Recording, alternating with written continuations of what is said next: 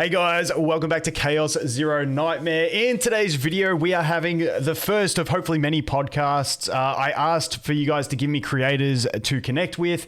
We've got the first two that I saw in the comments that are joining me today. We got up the top, I'm Sue, and then we got Cos or Cosmic in the middle. Now, we're just going to have a general discussion about the game, about the launch of the game, and we don't really have a preset, list to talk about. We're just going to talk, and normally these things just keep going because at the moment I think everyone's having a blast with this game, so I think there is a heap to talk about. I will leave these guys' channels in the description and the pinned comment. They are both covering the game. I highly recommend you go check these guys out. But before we actually start talking about the game, I want to get your guys' backgrounds because I didn't know anything about your guys' backgrounds, but you guys actually know each other, and you guys have both got interesting backgrounds compared to a lot of people that normally come into the gacha space and stuff like that. So we'll start with you, Sue. Where'd you come from? What are you up to? Hey, what's going on, everybody? I'm Sue. Feel free to call me Pat. I am a content creator that primarily covers the game Epic 7. I do super creative games, which their newest game, Chaos Zero Nightmare, is the one that we're talking about right now. I've also been a competitive card game player for roughly about like 2 decades at this point, so I've officially reached Unk status for sure. And I am also a former designer, tester, and consultant for Bandai card games. That was a pretty cool resume when you told me that. I was like, wow, that's kind of, that's deep. I never even thought of that because I knew when I looked up your channel and I saw you were Epic 7, I was like, all right. But then the depth of card games was wicked to see as well. And, oh yeah. And Cos?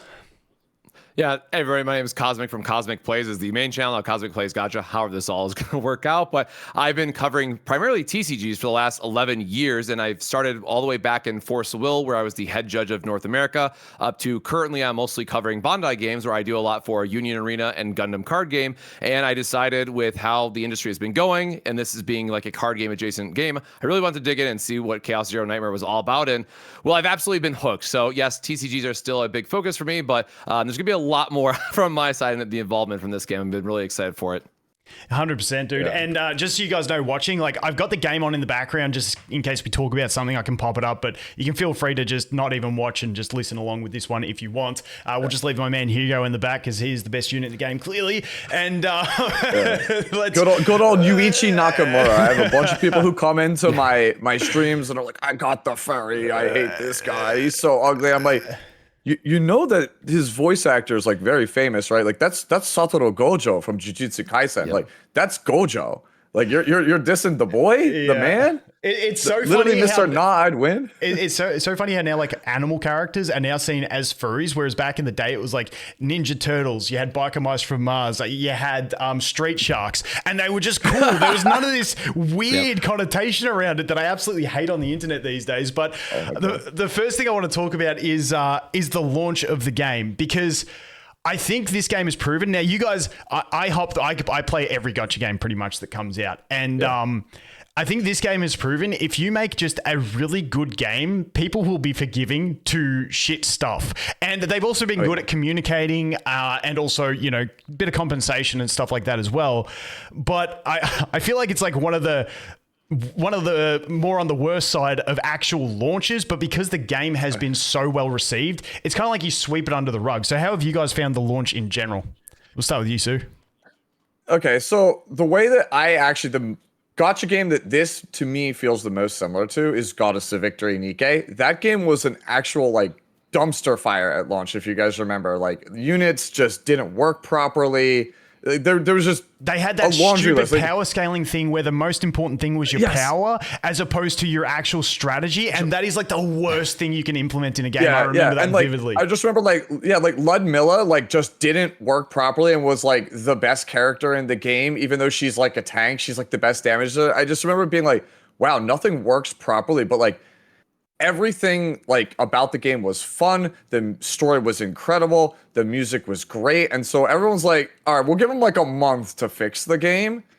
And then hopefully it'll be good. That's exactly how I feel about this game.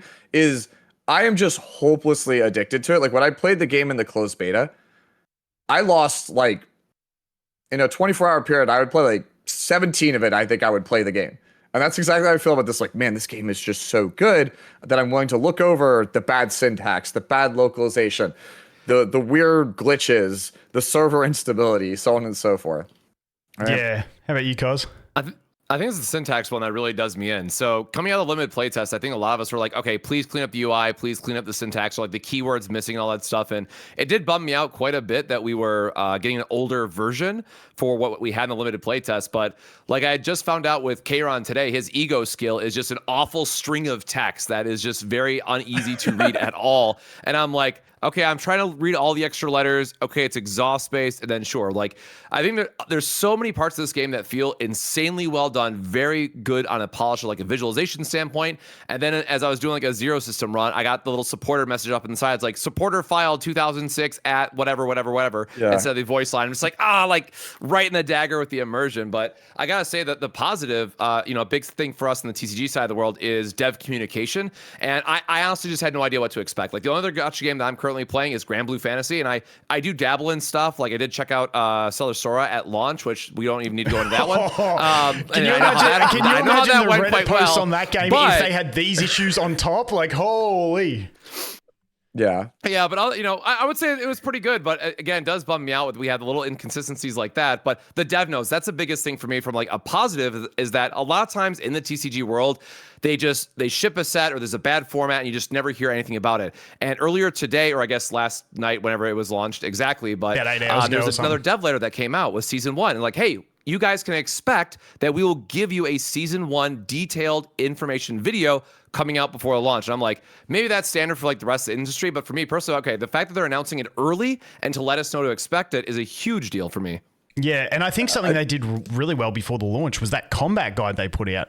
Because I was like in the process of making a combat guide, and it's really annoying when you got to go through B-roll and do all that shit. And then they put that in, I'm like, community, like that's your beginner's guide to combat. Like that was just a really good one. So and because a lot of people don't look at like YouTube chat, like you in this little circle, you feel like there's a lot of people watching, but there are so many people playing games that don't watch it. If they do official stuff like that, it's absolutely fantastic. But I just wanted to bring this one up here because what we were talking about with the syntax, there is so many situations where the same thing, you're looking at one page and it has this. So when a combatant uses an upgrade skill, an upgrade. And then here it says draw 1 enhanced card, and an enhanced card is an upgrade. And it's just like, how are we having this kind of basic error in that kind of thing when it's on the same thing? It's like in some of Hugo's cards, it's called Outbreak of War, and then this is it's called Hunt Commence, and then it says Commence the Hunt. That one's pretty easy, but some of them are I'm just like, I have no idea what this is actually referring to. So hopefully they do fix that up. But what you were saying, Sue, about the Nikke launch, I think what makes these things get forgiven is they're not a copy paste of a previous game's formula. So I find often people are not forgiving towards copy pasted games because it's like the whole thing is there. You just have to copy it and make it good. Whereas these, like Nikke, that was the first of that sort of what was the old school PlayStation game where you'd hook the gun into your PlayStation and it's like a light gun game, it's like a rail shooter. It's almost like an on rail shooter, like the ones you get at the arcade and stuff. It was like the first one like that, and that's what made it so fun and people be forgiving. And I think that's the same with this one where it's like the first, because we've had card games, and it kind of reminds me of like when Arknights launched, because it was a tower defense gotcha, and we didn't have one of those. When Seven Deadly Sins Grand Cross, which was more of the matching card game. But like, because it's so unique, I think people are more forgiving. But it's one of those things. It's also, I think they'll get through it. I think my biggest pet peeve is just like the crashing of the client and stuff like that. But in general, I mean, the game is really damn solid, and so I think it's gonna get some forgiveness. But what is your guys at the moment favorite part about the game? We'll start with you, Cos, because everyone I talk to is just saying I can't put it down. But what's the reason? For me, it's actually the zero system. I wanted to get into the game, and it's like, look, the end game has to be good to hook me. That was like the biggest thing. And once you get into the zero system, the fact that you can re-roll, and I know that you're just short behind on this. I am just behind it. Yeah. You I'm can also re-roll just the right maps there. that you get. So as somebody who played a lot of like Path of Exile, where you're trying to like re-roll the towers and trying to find those right maps, it has like that same satisfactory system built in where it's like, okay, let me just do a couple more recycles. Let me get that one legendary mod. And then you have like a tier 15 map with all these negative modifiers. You're like, okay, can I beat this? What type of rewards that can I expect to get out of this? Because at the core of it, right, the chaos system is good, but the basic chaos, you expect the same thing every single run, and that can get boring. Like that will get tiring. If it's 100 hours, if it's 200 hours, everyone will be a little bit different. But the zero system has just enough RNG in it with the maps and the difficult modifiers you can get. That's going to make it more and more interesting on top of the powered up enemies that you get. So the number one thing that I'm excited to see, other than like what they do for seasonal, because we just don't know yet, but the zero system I think is definitely the thing that if you're up for a challenge and you're willing to put in the time investment to get good at it, it is going to be like the big payoff for it and have a lot of fun to it. So for me, I love the zero system so far. Yeah, definitely. The other one I'm looking forward to seeing is over here when we get into the Dimensional Twilight. Now, I'm assuming it's just because a lot of these systems, I don't know if you guys ever saw Honkai Star Rail, but a lot of these backend, like this is just copy paste. Like, so I'm expecting this to be like your Memory of Chaos, where it's like a deeper version of the what's this called, the Dimensional Dawn. So I'm looking forward to seeing what that is, because even this, I've had so much fun trying to clear stage 10 on this one, and that's like it's just the replayability of going into Chaos, trying to get a deck that will then allow you to do this stuff. It's something that I don't think any other gacha game that I've played has, where it's like every other gacha game is very linear. You upgrade your characters' levels, their weapon levels, or get better ones, and that's pretty much it. But this is like, no, you get to craft a character's deck and you can get some insane stuff. That's why, everyone always talks about what's the best character. And I was saying this to you guys off camera. I'm like, and this is the beauty of the game. Every character, when you play them, if you get the right build, can feel like the best character. And it's just like, that's a fantastic feeling to have in a game, that no matter what character you like, yes, some will end up being a bit more powerful, but no matter which one you like, you can actually make something broken with them. And I think that's going to be the magic that this game has over anything else. What do you guys think? Like, who have you played where you're like, okay, I don't think this character is very well thought of in the community at the moment, but obviously we're so damn early, they made so many changes, but you've had too much fun with to put it down? Okay. For me right now, it's been Owen. Right, like it was originally Ray. Right, Ray was originally the character, because I'm such a big believer of the character Ray, and nobody was playing her. And then I saw my boy Genazad was playing Ray, and I was like, well, I'm gonna go off the road less traveled, because my favorite thing in card games, right, and what has got me hooked on this game, is the exploration phase. I love when a new set comes out, so I can just pour over everything and be like, what's the coolest thing I can do in the set? Right? What is the most ridiculous thing I can do? And then I just want to see if it works.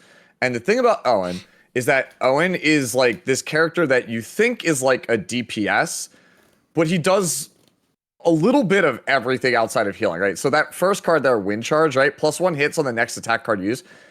That works on every character. It's not just the next Owen attack, it's anybody. So I have the one right there in the middle, the upgrade. When using an attack, the card has a 30% chance to get an additional hit. So any attack you do after you use that upgrade has a 30% chance to go again. So for like, big just imagine you're just like, imagine you just like go Calipe and you use like a big AoE attack and it just procs again on top of all of your other free stuff. I'm like, wait, that's really sick. And then I started to do, he has a card that's like Wind Riding, right? That will get you the Wind Charge. Like he has like loops and combos you can set up, right? And his epiphanies on Wind Slash let them activate multiple times if you set them up properly. So then I was like, wait, he's like an AoE DPS with like these recursion elements. Like, he could pull stuff back from the graveyard. And then to my surprise, his ego gives a fat ass shield, pardon my language, and also his ultimate. Don't worry about your language, fuck it, it's all right, yeah. Yeah, and then Gale Strike gives a shield. I was like, wait, he's a frontliner. I could build him like a frontliner, or I could build him as an AoE damage character, or I can build him as a support for my like actual hyper carries. I was like, wait, why does this character do everything? Yeah. Why is he the guy? And I feel like he actually shines in that like what's her face, dude? I can't even remember her name. She's that Amir. Amir. Like I feel like she's really just not holding up in the live build. And even someone like I actually don't have her yet, but what's the other one with the massive cans who I always forget her name of? Maribel. Maribel, yeah. So you could tell she's got the cow motif. It's not even subtle. So she used to have a lot of good builds where you just go raw shielding, but they took away, like, she had this one epiphany, I can't remember which card it was on, where it was like any damage you deal, you get a shield based on equals to the damage dealt. And it's like, she is just an incredible permanent shielder with that one skill. And like, that's the only skill you need. And then she's an amazing shielder, but they kind of like shifted these guys to try and be that more damage focused, where I find Owen, like you say, he's a bit of damage, a bit of shielding, maybe not as big a shielding as the tanks, but then he also has that supportive aspect, which is a really cool thing. Yeah. And like you said, you can just find characters all across the board that if you get a good build, you can have a really fun play. That was like, I saw someone in my Discord post a Mei Lin screenshot of their run through. And if we go to Mei Lin, they had, I think it was 4 of this bad boy with the epiphany to add your basics. So now you go, it's all zero cost. You play that, you go basic, play it, basic, play, and you just can snowball as long as you got draw power. And so there's all those fun things. And have you guys seen a limit on how many times you can duplicate a card? Because the most I've seen is 4. 4 is the highest I've seen so far as well. Yeah. Yep. Because I also saw a deck with Khalip that had 4 of the Vulture's ejection. Yeah, Vulture. Yeah, that's like... a regular in my Discord, GH has a deck that's like that. Yeah, and it's just like, there is so much crazy stuff you can do. How about you, Cos? Any characters you're in love with at the moment? So I am, when it comes to, again, card game background, I either like the big number thing or some heavy combo deck. And Haru has the Anchor Shot, which was just immediately my favorite card because the way you can stack it up, you can get these very funny, very easy, like, 1800% damage, which this early on in the game is not all that impressive because it really relies on you having like crit rate and crit damage built up. But as a lot of people were asking about it, like with Anchor Shot, you have so many different ways to build it based on the epiphanies. And I did not get Kalipe until like yesterday at when this is going up. But in the Anchor Shot, I also noticed that one of the epiphanies you can actually build with Kalipe, where it's giving you the shield buff itself, or I maybe cut off on the left one, or is it? There's also a neutral bonuses. one actually.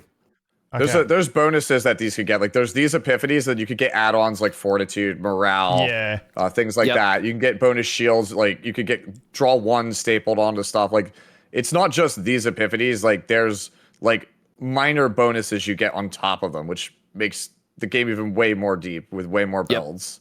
Yeah. But for Anchor Shot in this case, like I always take the 90% one just because I want to do the big number things, and that's the one that you can use to ramp up a lot. But other than that, like one of the things I wanted to do, and unfortunately I don't have her, but the Anchor Shot that is a heavy discard one, so the third option there, you could, in theory, set that up with Renoa, do the whole bullet retrieval aspect, discard all of the bullets, and then just have another dumb big number that way. Like I am a simple man at the end of the day, right? Big number, go burr, me happy. And this is just like one character. And this one character, I have played with Cassius, with Kalipe, and these are all different epiphanies that I'm looking for, different builds that I'm looking for. And that is before we even get into neutral cards. And that is the thing that blows me away. Like just being able to start with a deck, and then there's also these neutral cards that we have to consider that also have various upgrades with them, completely changes it multiple times over on how you're starting to build them. So I've been stuck just like, I really like big numbers. I really like what Haru has to offer. Yeah. And then like just today I got K-Ron to 50 because I'm like, okay, I got to stop. I got to go try somebody else out. I got to go like put this down for a little bit and get back to it later. But it's so wild just how much choices that you have. That was You're like 100%. When you talk about the neutral cards, they add just so much potential because if I go to my save data, I can't remember which one it was on her.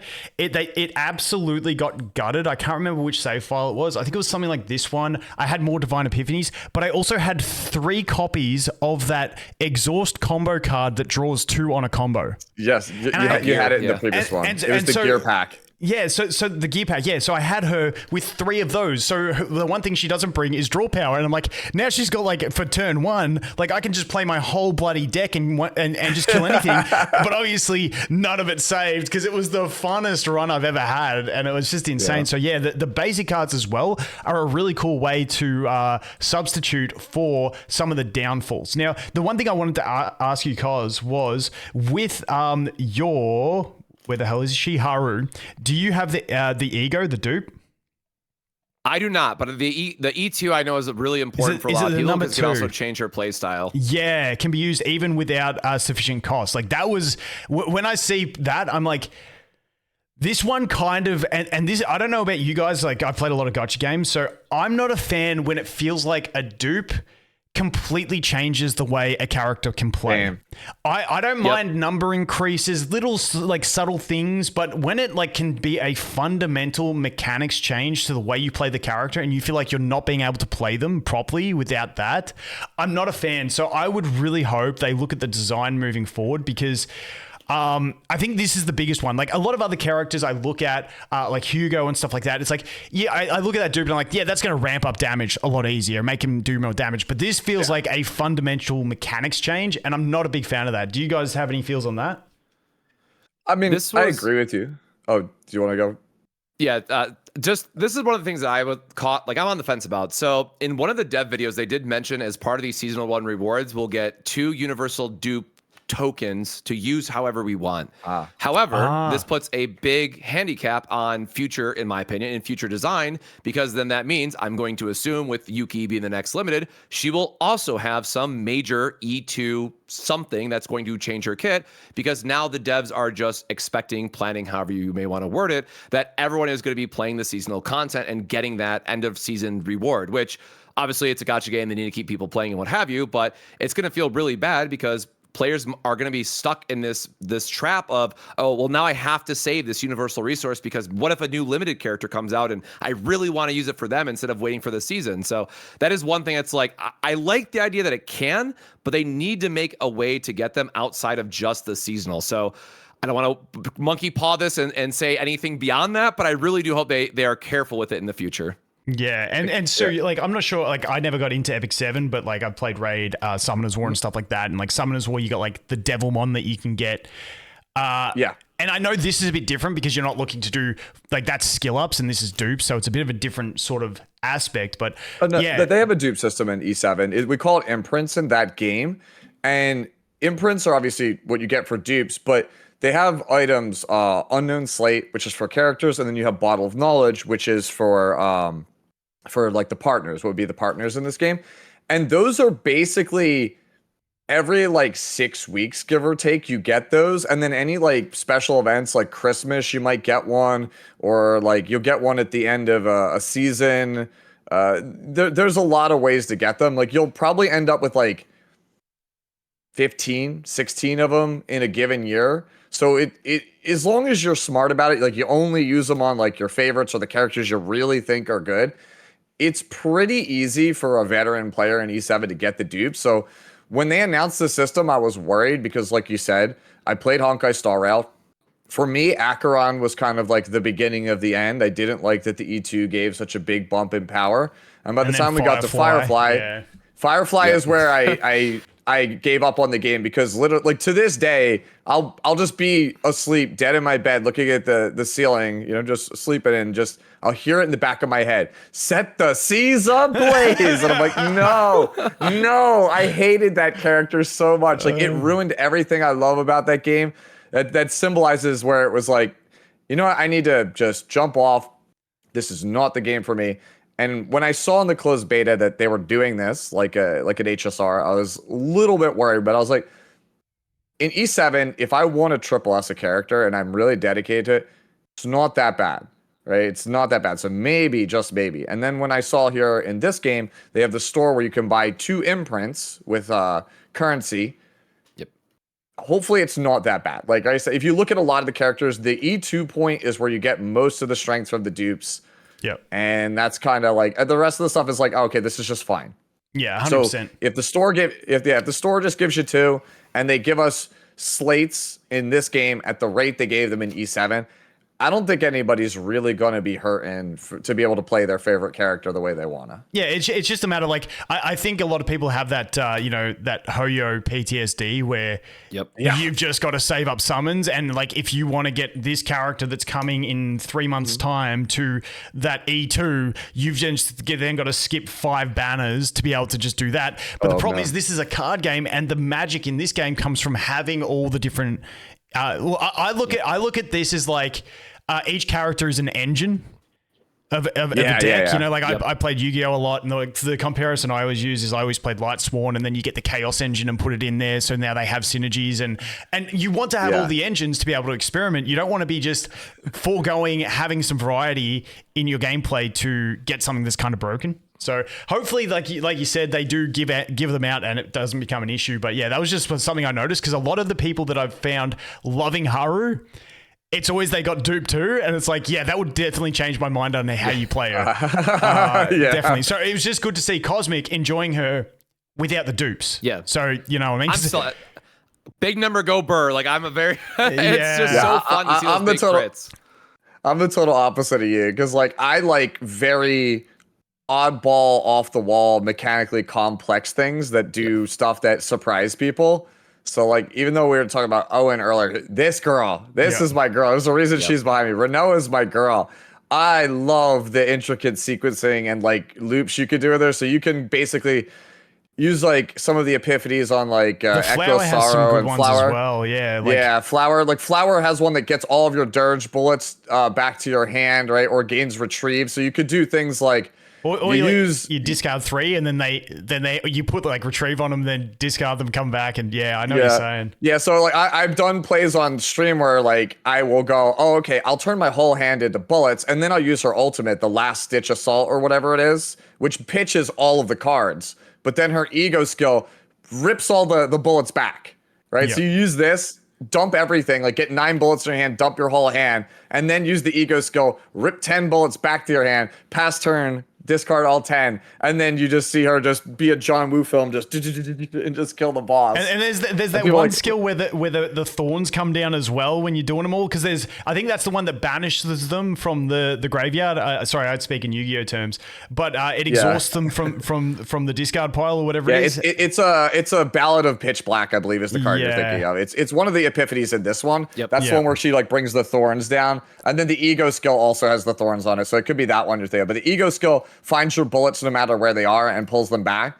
Yeah. So this is what I was saying. Somebody had this like, they figured out the combo that I was really, on Reddit that I really wanted to show up, but I don't have Nia. But Nia has her ego skill, takes your whole deck and just flips it into your discard pile. This game considers that discarding. So if your deck is just filled with dirge bullets, they trigger all of Renoa's combos. So you could just go, oh, okay, ego skill, flip it, and then just get like 20 free attacks, which is to me very, very hilarious. Yeah. Is it the best? I don't know, but to me that puts a smile on my face.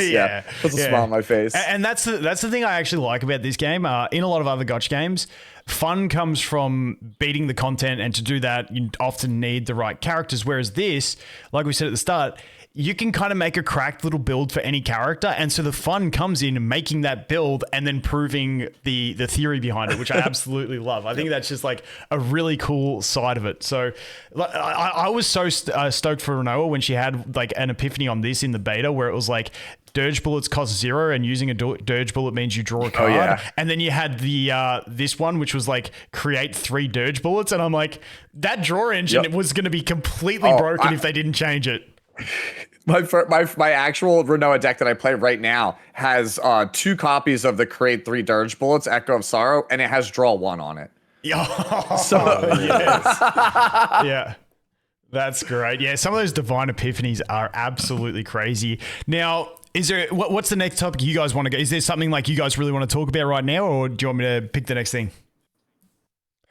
Not at the moment. I mean, unless Kaz, you got something. No, No, I just gotta give justice for my boy Luke. I haven't pulled him yet, but like we talk about bullet spam and how good those have been, man. You see Renault and get to do all this cool stuff, big damage, and then Luke is like, it's the meme where the guy's like trying to do all the tricks, but he's like something's on fire and falling over and just trying to make it all come together. But he got buffed. He technically got buffed at launch, so I mean maybe that'll work out. But this is the other one where it's just I want to play a flurry of bullets and just rain down on my opponent. And his bullets can get buffed up quite a few ways and get the brothers together. So this is one that a lot of people have asked me. It's like, oh, do I really need Lucas to have, to play Luke? And yeah, they have a ton of synergy together. You could use other units, but I want to eventually get Luke just so I can see how these two play out together. Because I think, again, just the bullet spam build could be so fun.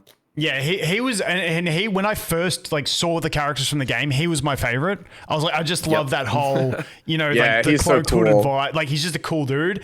And if I pulled him, I would 100% try and get him to work. Cause I just think he is kind of like Renault in that I feel like there's a lot of different things you can sort of take this guy down. He's not very a linear path. So yeah, I don't know too much because I haven't spent too much time. I don't know anyone playing him at the moment that I've watched. So I'm sort of in the dark. So I'm really hoping I actually get this guy and then I can just explore it myself. But I'm going to say that is probably the one other thing where stealing systems from, or copying, whatever you want to call it, systems from Star Rail is, because this is that card game, it kind of feels bad that you just have to commit to like 6 characters.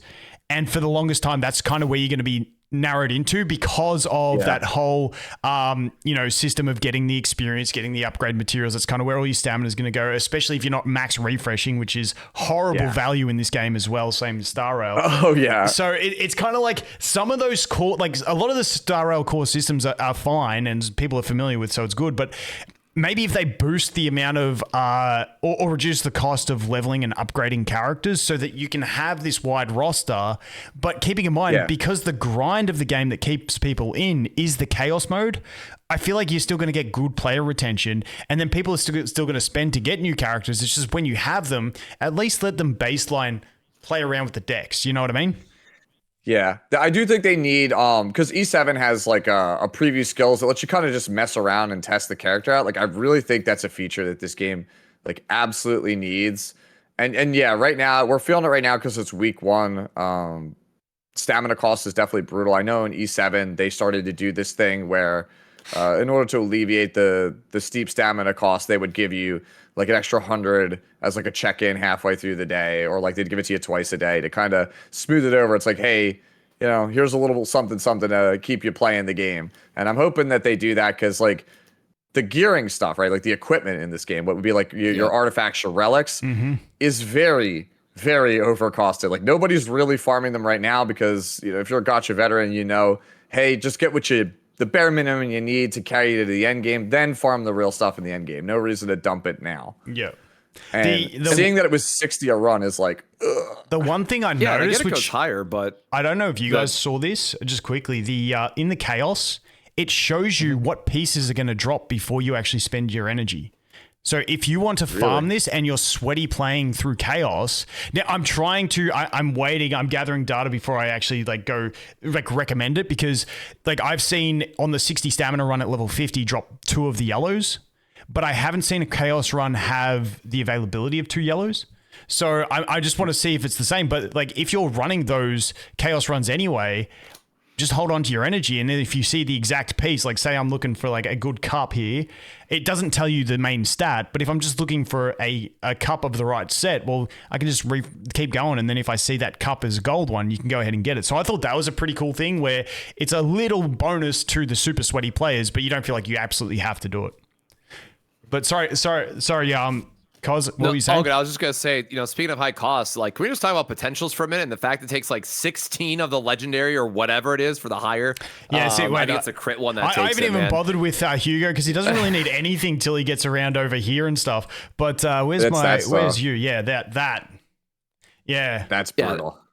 absolutely backbreaking, especially when so much of the power is going to come from that very specific node. Like 3-1, 3-1, 7, 5-1, and then the one you have right there is going to like be the main for it, for at least where a lot of players are going to be expanding their power and trying to upgrade whatnot. Yeah. And all of them are just the most expensive resources. And like, I get it. They go to difficulty like 10 or something for the various farming stages. Like you can go beyond what we would normally have for the other one. So likely more stuff will drop. But as we're entering the, mid game, if we'll call it that, there's no way to reasonably farm this up because you're spending, if you're a free-to-play player especially, you're spending 3 whole days of stamina just to get a minimal upgrade. Like, nobody should be doing that. But then it becomes back to like, okay, well, what am I spending my stamina on? Because I can't really use potentials. I want to wait till later. You really don't want to farm memory fragments because you're getting maybe 1 gold piece, and that feels awful too. So yeah, like overall, stamina costs just really, I'm sure it's better at the end game when we have a higher difficulty, but right now, feels awful. Yeah, and it's one of those things where I don't mind this as much. Like I said, let people.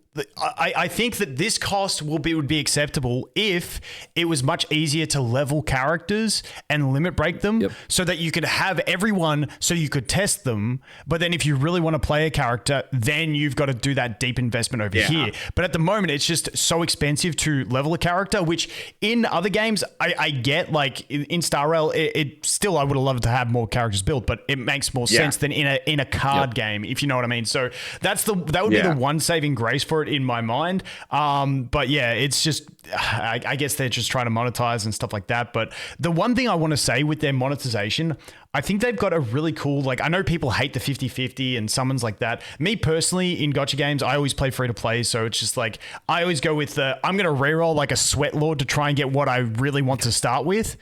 And then after that, I just take what I get and just run with it. So that's kind of my view. But I think this system is absolutely fantastic. The holographic cards, like that is a whole nother aspect of monetization that they can put in the game where if I was a spender, this is the kind of thing I'd go like when I played Yu-Gi-Oh competitively.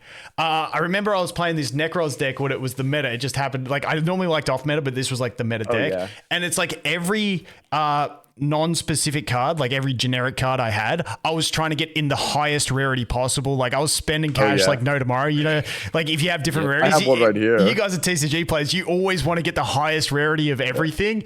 And so I saw this and I'm like, that is absolutely fantastic. Like people always talk about skins in game, but honestly for me, I feel like I would want these more than I would want skins because it's just super, like, I don't know, this might just be a me thing, but like I got my Hugo one and I was just like, damn, I love that. And when it comes up in my hand, I'm like, yes. And in the same 10 pool, I got this one as well. And I'm like, oh, that is so cool. Oh, so you know that the real end game for this is going to be like, oh, check out my my Tressa deck, right? It has no basics in it because you can't get basics in foil, right? But the whole rest of the deck is in foil. Like you're just like, look at me, dude. To quote my buddy Derek from back in the day, dude, what did you draft is what we would ask him. His answer, always mono shiny. We like mono shiny. So and I love this too because it's a free system, right? Like we have this, you have to farm it, sure, but like in the Zeronium shop or whatever it's called, right? Like there's a monthly amount that you can get. So even as a strictly, I don't want to spend a dime, you can get that resource and still eventually, target the 5-star you want and eventually complete without spending a dime. Get that. And I think that's just one more. I know this is a pain point. A lot of people are like, oh my God, I hope they don't, make it some awful monetization or whatnot. It's like you can literally just farm it for free in the game on a weekly basis, if I remember correctly. So I think it just refreshed. But over time, it will be very easy. Yes, you'll have to, pick your favorite 5-star to go all in on because of how the selector part of it works. But everyone's going to have their favorite. Everyone's going to be like, I love this 5-star. That's going to be my go-to. And then you can just spend your rolls on that. And then, of course, for 4 stars, you'll get it as you go. But yeah, give me the foils. Anchor Shot was the first one that I got. So I'm like, all right, Haru is just going to be where we're at. So, and again, I had it for my selector, but it was like the most perfect one to get as the first foil. Yeah, 100%. Yeah. And so on the flip side, it's like whales who really want to flex their decks, like they just go ahead and spend to get them all maxed out. And that's a good monetization model where it's optional and you do it to flex, but it's not like giving you the extra power and stuff like that. So I just thought it was a really cool system, and it's only a very slight change. And I'm glad that they added the little holographic feel to it, not just the animation, but the holographic, because that's like makes it really feel like a card game. And I know you guys would appreciate that as after playing card games. But yeah, that was just a fantastic thing I think they slapped into it. What else can we talk about here? I feel like we've talked about that. Simulation, chaos. Yeah, dude, I cannot wait for today. Oh, guys, I got to show you. I know a lot of people are having this peeve. This bloody mission. Oh yeah, this is the bane of my existence. Because like yesterday I was so excited. I was like, I'm gonna get it, right? And then Renoa just wasn't in any of my locations to go out on a date, and I was like, are you serious? And I was like, well, you just give her a coffee, and I'm like, well, how do I get the coffee? Oh, it takes the same currency you need to buy the policies and other stuff, and I was like. Yep. But I use that to upgrade my base. What do you mean? Yeah, I was like, today, I'm like, daily reset's going to happen. Hugo's going to be in there for a date. I'm going to take him on a dog walk, and we're going to get there. And the motherfucker was not in there. And I'm like, you got to be kidding me. And none of the others gave me coffees when I went on a date. And I'm like, you fucking assholes. Like, I just want to get this because like I'm teetering on that level 40. And I'm like, if I just got there, all that experience would have just pumped me over and I would have had full set of refreshes to use at level 40. Like, I have friends actually who have taken the character into chaos. That's what I'm doing at the moment. They cause them to crash out because when they crash out, they have to get rehabilitated for trauma. And that builds affection. So people are like, oh, you don't want to go out on a date? You know, I'm going to, emotionally abuse you. Now, seriously, a serious question. Can you get that recovery on a character more than once a day? Because I've been trying that and I've got him to break again in a run, but he doesn't give me the affection thing. So I don't know if it's limited. That's all the stuff I'm still trying to figure out. But what I do now religiously, because he's my one, because after level 7, you need to get to level 10. And so every day I make sure I at least once spend the 30 gems to recover him. To get that affection. So like your main character, that's the one you want to be doing every time. Make sure they break, like you break those. Yeah, you know what I mean? And so you can get that affection. Because holy shit, that is just the most annoying mission that I've ever had. But I'm trying to think of what else. How do you guys feel about the summons? For me, I don't mind them that much because I come from Epic 7, their other game, and their other game is like 121 pulls for a guaranteed pity. And this is like soft pity is like 60-ish for a 50-50. And then it's guaranteed after that. So it's the same amount of summons really to get the character you want. And just like Epic 7, they'll say it's like, oh, it's limited, but then it just goes right to the banner after. So it's like, it's fine. I think I'm used to it. I couldn't see why people were crying about it. Like, yes, I get it. It's technically a 50-50. It sucks to get not the thing you want, but the rates aren't as bad as like other stuff that I've played. Like, trust me. Yeah. Yeah, no, like I said, that was like one of the big things that I saw a lot of complaints. It's like, all these other games are taking out the 50-50. They're taking out gotcha altogether. But I don't know. Yeah. And I think, do you guys spend in the game or are you free to play? At the moment, at the moment, I am $15. I am $5 for the monthly. It's the same as I do in Epic 7. I do the monthly pack just to get a little bit of currency to be able to refresh to make content. And all my guys use like low spender, free to play teams. And then I bought the $10 battle pass because straight up, this is actually a pretty good talking point. I think that the battle pass in this game, like normally if you come from like Honkai Star Rail, Zenless, Woo-Wah, right, they give you like a 4-star weapon, right? It's something that's meant to give you a little bit of a boost in power. These are pretty good, like compared to the 4 stars that I'm used to in Gacha for the battle pass. Yeah, I had 4 people launch day message me this exact image, then going, are you going to buy the battle pass finally? And I'm like, free to play, boys. Sorry. Yeah. All right. So I'm glad that they nerfed her from the beta because I did a video breaking down the partners from the beta, and Nyx is at least in the closed beta, unbelievably broken. And they have nerfed her since then. She's the one on the right. Yeah, wait. I honestly, I haven't even gone to reading these guys yet because it's just, for me, I'm just like, that's just something I'm never going to obtain. And if one of them pops up, oh, well, I'll play with it. You know what I mean? So in the beta, Nyx was 3 ego points, discard 3 cards, draw 5 cards, which is like, what? Yeah, so now it is ego point 4 for discard 3, draw 4. Because it's an ultimate, and you don't even waste a card doing it. Because normally, like when people see those effects, like on Cassius, it's like, yeah, but you got to also account, like when you're looking at positive, negative, you got to look at the card you're also playing. But that's on an ultimate. Yeah, that's crazy.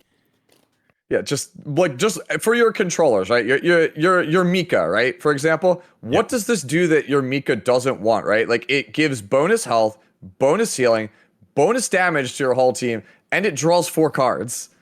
Yeah. Yeah, that's kind of It's pretty cracked. busted. I guess I know what my first pick is going to be for that because again, same like so I did get the battle pass and like long term I will only be buying like what I've done in the past is the battle pass and the monthly card. Like those are the 2 things that I normally spend the money on. But I didn't look at the partners yet because like it'll be a while before we can select them. I'll make my choice later. But I don't need to read the rest of them after seeing this. Like this is very clearly, in my opinion, going to be the best by a mile with how this game works. Actually, you got me onto another topic. If there was one character you could have 2 of, who would it be? 2. Oh, I have not looked at their ego skills close enough to be perfectly honest. Because like right now, I'm playing my From account a as strictly gameplay E0, standpoint but or just an aesthetic standpoint. Because if it's just aesthetics, I'll take 2 Magnas because I think the character's design is so peak. No. I'm just talking about. that's also mine. I'm talking about gameplay. For me, it's Mika. I just like every team that I run. It's just like these 2, and I want to run Mika in that team. And then it's like I always want to run Mika, and that's just like she just feels so smooth to play. Unless obviously I your thought team you is meant ego competitive. skills, not even 2 character. copies of. Yeah, give me the 5-star Mika yesterday, please. I know we all know that's coming. Whenever it happens, that will be the must get character. But whenever Mika gets her 5-star version, yes, 2 of those all day, every day. Yeah, she just offers too much, and as a free unit, like I love seeing it when the free unit is the one that's like I want to put this in every team. Like it just feels good, and then I feel like everyone else just has their solid synergies. Like, what's the favorite like 2-man synergy that you guys are enjoying at the moment? Renoa Ray. Renoa Ray. That's been the bedrock of most of my stuff right now is Renoa Ray. I wish I had Nia. If I had Nia, I would be playing Renoa Nia in a heartbeat, but I don't have her. So for right now, it's Renoa Ray. Yeah. How about you, Cos? I gotta give it up for Veronica and Mika because Veronica gets more reloads every time they're using skill cards if you get the right epiphanies and whatnot. So you get rewarded for spending AP, healing back up your turn, and then Veronica hits like a random 700 damage ballista that you didn't have to do anything for. You healed up and got this massive damage output. So my biggest problem right now is that like every team I want to do is Veronica, Mika, and then who is the last spot? So for my 0 systems right now, I've just been running Kalipe because, well, spoiler, she's still busted in a half and is a self-sufficient, character, and that's just been the safest way to do it. But Veronica and Mika have just been so good for me. That's kind of like this was my level 10 of the hyperspace clear. And you can see it's like that combo, and it's just like I want Mika in both teams, but I don't have 2 of her, so I just made do with the top because my Hugo and my Tressa builds are good enough to burst through that without actually having to worry about anything else. But yeah, like I mean, I think Veronica. Like, because when coming into the game, I was always thinking that Cassius would be the draw power main engine. Yeah. But holy shit, like the Veronica draw engine, and I don't have Cassius either to even play around with on this account, but her draw engine. I wish I had this character. Of having this draw card, which you can, even if you get a divine epiphany, but like a 0 cost draw 2 other combatant cards, so she engines them, and then you got the Kowalski as well, which then gives you even more draw power, and so you have those 2 cards, and then you just have this, like you can have some of the other upgrades, but so all you have to do is she is a draw support, but she also offers you some supportive damage, and it's just like wow, this character is kind of crazy in draw power. Yeah, no, she's really good. I had her pegged as one of the better ones in the closed beta. And unfortunately, she is currently now the only character I have not touched in either version of the game because the gacha just hasn't blessed me. Yeah. But, maybe someday, right? I'm not going to ask for too much because literally like 20 minutes before we hopped on this call to do this podcast, I pulled Magna, which was like my white whale, and I just screamed at the top of my lungs. So I was like, fuck I do really like Magna, like because before I got my Hugo account, I was just running through for a day an account where I was just running Magna Maribel. And it's just like, honestly, it's a bit slow and tedious, but I think she actually fits well into a lot of teams in terms of like, I was even, because like, I feel like I almost need that second sustain along with Mika. So I built up my Magna. Yep. And the idea is like, I feel like you can make some good supportive decks out of her. Whereas I feel like I always viewed her as more of the offensive one. But I mean, when you look at her cards, only one of her extra cards is an attack card. Now, some of the others can upgrade to attack cards, but she can play really good support for like my Rin, Yeah. you know, just as a survival yeah, support. Yeah, that was the team actually I played in the beta. Was I played Magna with Rin and then like a supporter. That was actually, she was my frontliner. Like, even though her design screams like, you know, up in your face bruiser, she's by far the most consistent like wall that you can build, in my opinion. And the so now that counterattacks I hit have bloody her, hard too. Yes. yeah, and now that I have her, I could finally try to help a friend of mine out. He is dead set on trying to figure out how to make Amir work, and I was like, I think you need Magna. So now that I have Magna, I could really try to dig deep on Amir and figure out how does that character tick? What makes that character work? Because that's the one character where if I could change one thing about them, I would. I think having 2 copies of Rapier in her base deck really does her a disservice. If she had a 2-cost shield like Maribel did in that starting card deck, she'd be so much better, I think. Yeah. She's the one puzzle that I'm still trying to solve right now. Yeah, I know a lot of people loved the design. Dude, I tell you what, some of these outfits are just so damn impractical. You going in battle with that? Like, oh yeah. Yeah, I've seen the CN version. Her metal, what is her ultimate called again, right? Where you actually see the armor like building up on her. Like, it looks so much better, in my opinion. Or Iron Skin is the one that it is. Iron Skin. That it'll actually show her like getting the metallicized happening on her body. But then of course it's like mostly covered up. So it's like she has this like full knighted up armor when she gets her ultimate going, but you don't get to see that in game. And that's maybe one thing I really wish they'd had is like a little bit more. And I guess I've never cast the card, so maybe it does have the animation tied to it. But it would have been really cool if her kit, as you're getting those stacks, would have changed in game.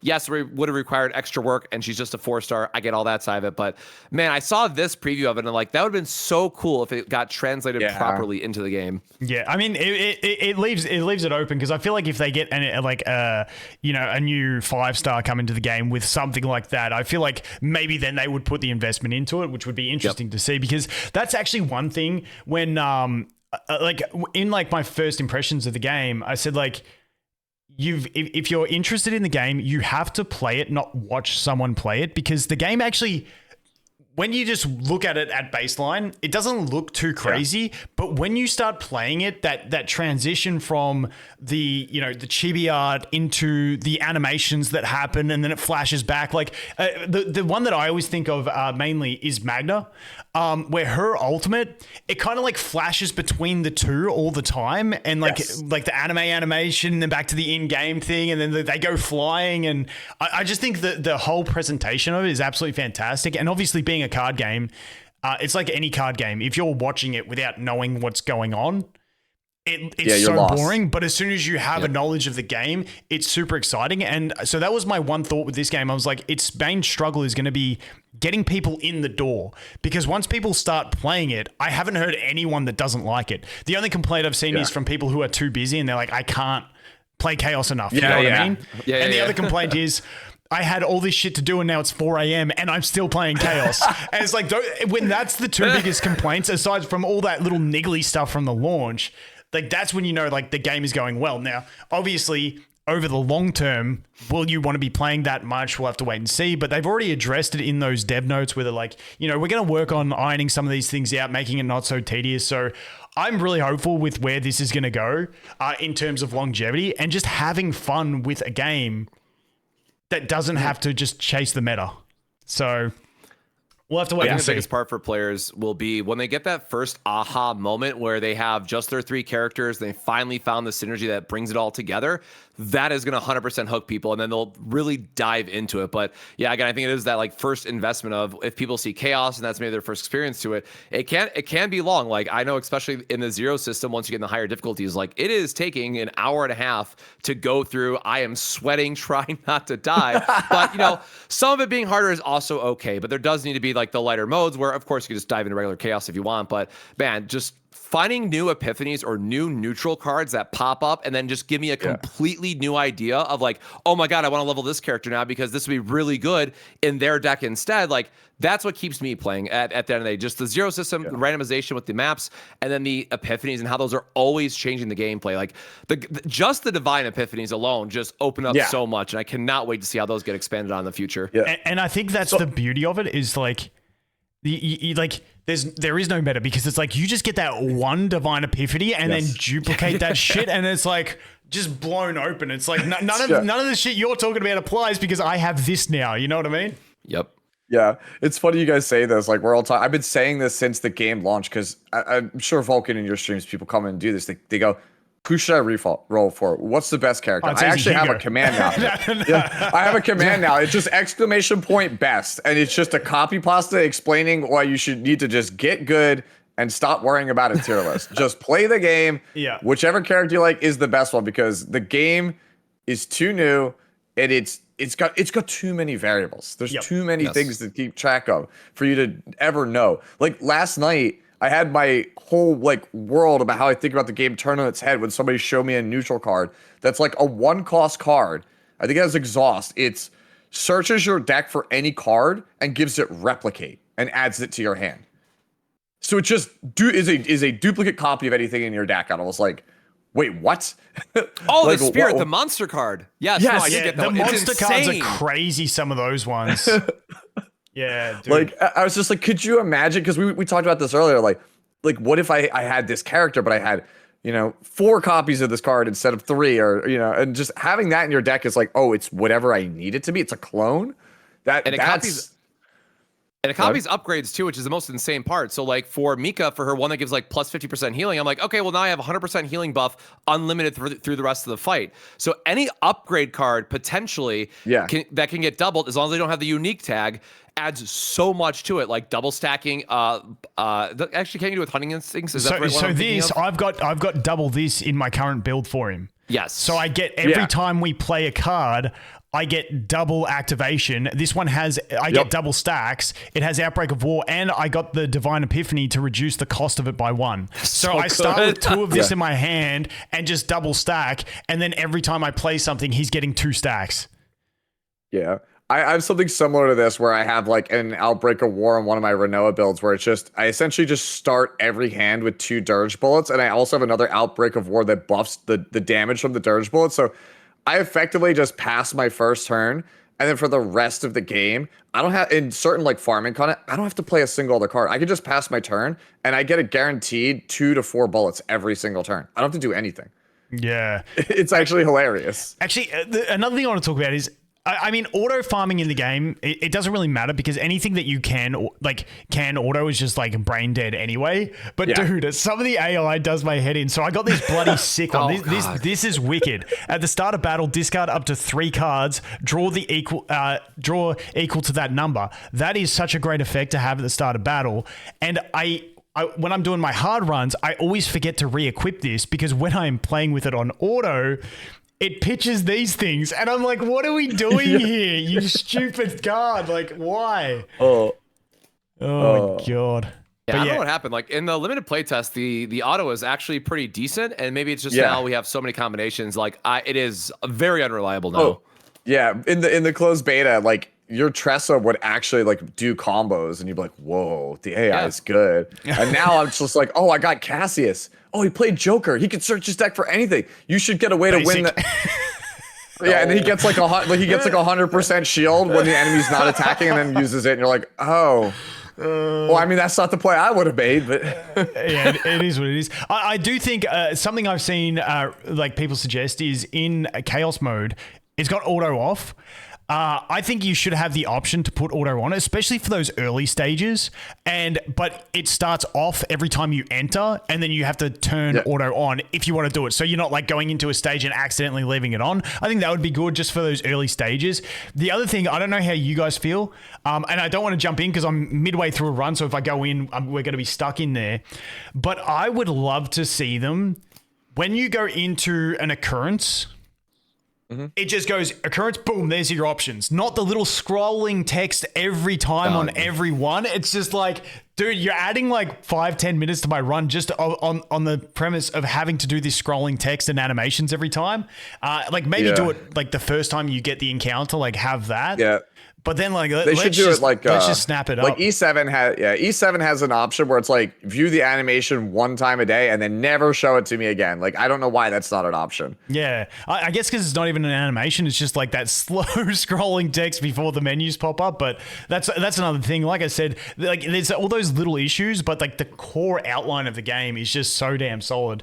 And like I said, I don't think I've ever had like from 8 years of covering gacha games. I don't think there's ever been a game where everyone is just like addicted like to this level. Yes. I'd say the only other time was Genshin, but I didn't cover Genshin or play it, so I missed that one.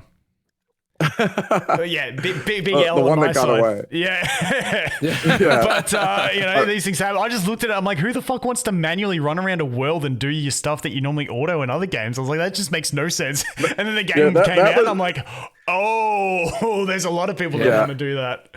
But that's how I felt about Genshin too. And then a friend of mine was like, "Oh, but your favorite VA is in it, Tanaka Rie, who's Lisa." And I was like, "All right, I'll give it a try." It wasn't for me, but at least I could understand the appeal of it. Once I saw how big it got, I was like, "Whoa." Yeah. I'll just stick with Epic 7, thank you. Yeah, dude, that was a long time ago as well. Epic 7. I remember playing the beta of Epic 7, and this is a side topic. You know what's crazy? Did you play Epic 7 from launch? Yeah, I've been playing since day one. So I've never quit, no breaks. You know what's crazy? Around just before Epic 7 launched, there was a game by Ubisoft called Might and Magic Elemental Guardians. And it was the same thing. It was like the turn-based style. And I was like, everyone's like, you're going to play Epic 7? I'm like, I don't want to play like a 2D game. You know, like back then, like I was never an anime guy until I got into these games. And then I became an anime guy and I've watched like everything. But like, I was like, no, who wants to watch like little 2D anime girls when I can have like, you know, dragons and golems and stuff fighting? And then I was like, oh, that's not the way this scene works. But, is there anything else you guys want to touch on for the game, or are you happy to wrap up? I mean, other than just, I have confidence in Super Creative. Like they've hit some pretty rough patches, but this past year alone has just given me a lot of renewed faith. Because like Epic 7 has had some pretty rocky years. Like we had a great start. About a year and a half, 2 years in, it wasn't super great. It started to rebound. Then it was kind of for like 2.5 years. But this past year, like, you know, after meeting with the CMs for like the last like 3 years and just talking to them and meeting after meeting, like, yo, you guys, you got to do it more like Hoyo. You got to do it more like, especially Shift Up with Nikke, man. Like they are just doing, I feel like, everything right in the space. And finally, this is like the year where they're just like, you know what? Our director will be more, you know, you'll be more open, communicate, give posts, have dev blogs, you know, show off the stuff we're working on, do these videos. I was like, and hopefully they're starting to see like, it paid dividends, right? We had E7 Origin at the start of the year. That was really popular. You know, got people like Mr. Pokey into the game, right? And now we have this later on in the year. And it's like, if you just talk to your players, they'll tell you what's wrong with your game. And, you know, just do what they say and everything is basically good. Like it's not that hard of a recipe. It makes no sense to me why like certain companies just don't ask their players, like, what do you guys want? And then just follow through on it. I don't think it's that hard of a concept. There's one thing that I really hope they copy from Hoyo, that Hoyo does, like they made the system of promoting and like drip feeding characters, you know, they'll like the next patch, they'll just do the still images that they post. Like that gets you thinking about it. Then they slowly drip, they do their big trail. Like the dev live stream for this game being the pre-release dev live stream being JP only without even having English subtitles was like, come on, guys! Like, let's not fumble like that. Like, it's very simple. Yeah, I like the horror trailer because they did these like lead up trailers with like with horror. They made like a post and then like an anime trailer of it. That I thought was really cool. I was like, oh, they are gonna cop with Hoyo. And then they did the Hoyo style live stream, like you said, it was JP only, and I was like, I hadn't even heard about it. It wasn't until I saw Cos had covered it on one of his videos that it was like, oh, I must have missed this. So then I went to go watch it and was like, translation, please. And the stuff I missed, Cos actually thankfully covered it in his video. So yeah, that was good. MVP. Yeah, I didn't even know about the changes to Renoa. When I found out that it didn't have exhaust, I was like, oh my god, what a change since the beta. Massive change. Yeah, 100%. How about you, Cos? Anything else you want to talk about? No, I'd say just wrapping up, really excited to see where it goes. Again, I've been, in the physical TCG space forever, and it's really, really nice to have something that is, card game adjacent, still gotcha, what have you. But there's just so much early promise for this. And I think as more card game players are becoming aware of this, because I know a lot of people are like, yes, I play trading card games, but I'll never touch a gotcha sort of thing. Like, I get that side of it, but I think there is enough here to get card game players excited. So from a overall, the game growing perspective, as long as season 1 lands in a very good spot, I have nothing but high hopes and expectations for this game to carry on forward. And hopefully that first dev video that they give us is also really good. So maybe a little bit on the hopium side, just because I am enjoying the game so much. But again, I think this is really one that we can hopefully expect good things from in the future. 100%. Well, that is where we're going to wrap it up, guys. Once again, I have these guys' channels linked in the description and in the pinned comment. Make sure you go sub up, give them some support. And as always, thanks for watching. Hope you guys have an awesome day, and we'll look forward to seeing the next one. Cheers.